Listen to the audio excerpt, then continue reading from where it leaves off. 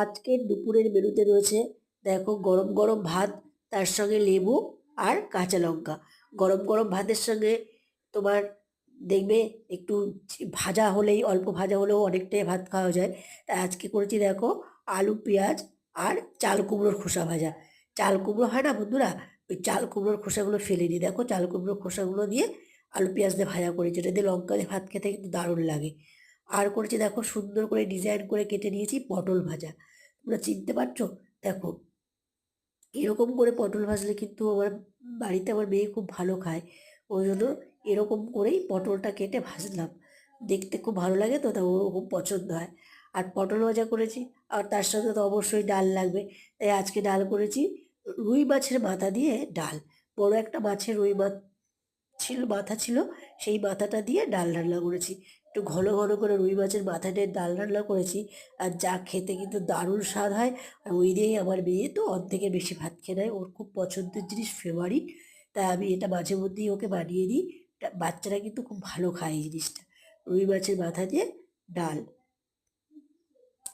আর দেখতেই পাচ্ছ কতটা বেশি, বেশ ঘন ঘন করে রান্না করেছি, আর খেতে খুব ভাল লাগে। আর একটু লেবুর রস দিয়ে এরকম ডাল দিয়ে খেতে কিন্তু দারুণ লাগে। আর করেছি দেখো পটলের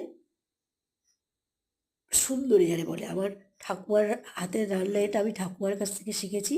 পটল সুন্দরী, এটাকে পটল ভাপার মতনই রান্না করেছি, কিন্তু তার মধ্যে দিয়েছি একটু গোবিন্দভোগ চাল, আর আমি দিয়েছি একটু চিংড়ি মাছও। তা চিংড়ি মাছ দেওয়াতে এর স্বাদটা কিন্তু আরও দ্বিগুণ বেড়ে গেছে। আর গোবিন্দভোগ চাল যেহেতু দিয়েছি, তাতে একটা এত সুন্দর সেন্ট বেরোচ্ছে, যে সেন্টটা দিয়েই গরমে গরম গরম ভাত খাওয়া হয়ে যায়, দারুণ লাগছে খেতে হয়েছে। তাই তোমাদের সঙ্গে শেয়ার করলাম ভিডিওটি। কেমন লাগলো বন্ধুরা অবশ্যই জানিও। আর আমার এই ভিডিওটি ভালো লাগলে আমার চ্যানেলটা অবশ্যই সাবস্ক্রাইব করো। আর দেখো দেখো গরম গরম ভাতের সাথে এরকমভাবে পটল দিয়ে মেখে মাখার পরে, আর তার সঙ্গে একটু চিংড়ি মাছ যখন গালে পড়বে না, তখন দারুণ লাগে বন্ধুরা, খাওয়াটা একদম জমে যাবে। দেখো আর কি যে ভালো হয়েছে, অপূর্ব একটা সেন্ট বেরোচ্ছে, এটা দিয়ে অনেক বেশি ভাত খাওয়া হয়ে যাবে, আর কিছু লাগবে না। তাই আজকের রেসিপিতে এটাই ছিল।